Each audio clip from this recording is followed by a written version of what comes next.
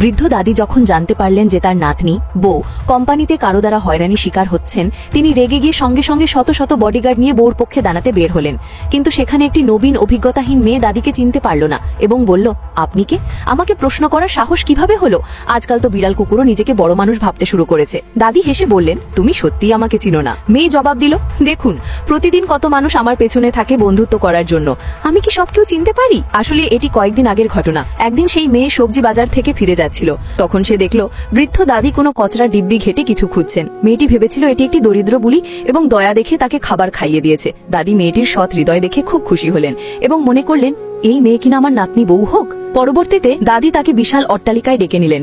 মেয়েটি যখন বাড়ির ভেতরে প্রবেশ করলো তখন সে অবাক হয়ে বলল, অদ্ভুত, জীবন্ত প্রাসাদ আজ প্রথমবার দেখলাম। হাসি মুখে মেয়েটি মজা করে বলল, আপনি এত ধনী হয়ে কিভাবে এত সঞ্চয় করেন? আমি তো এখনই আমার বিয়ের জন্য টাকা জমাচ্ছি। দাদি হেসে বললেন, কত টাকা? মেয়ে বলল, 10 লক্ষ টাকা। দাদি খুশি হয়ে বললেন, সবই তোমার জন্য। তারপর দাদি তার চাকরকে বললেন অনেক গহনা ও দামি কাপড় নিয়ে আসতে, কিন্তু মেয়েটি তার দাম দেখে তা অস্বীকার করলো। দাদি জিদ করলে মেয়েটি বাধ্য হয়ে একটি সাধারণ আংটি বেছে নিল। জানতো না সেই আংটি কোম্পানির আসল মালকিন হওয়ার প্রতীক। দাদি মনে খুব খুশি হলেন।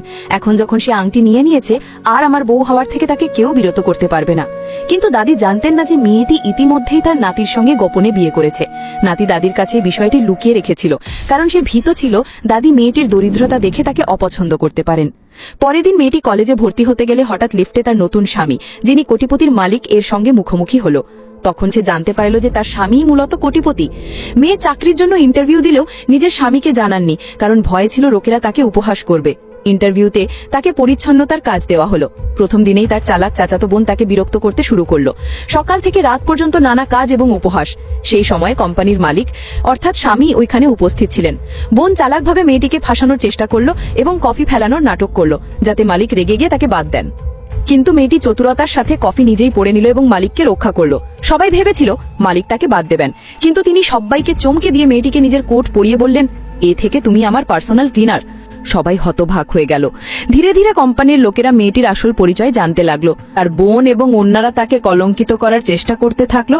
কিন্তু আংটির সত্যতা প্রকাশিত হলে সবাই বুঝলো এই মেয়ে আর কেউ নয়, মালিকের বউ।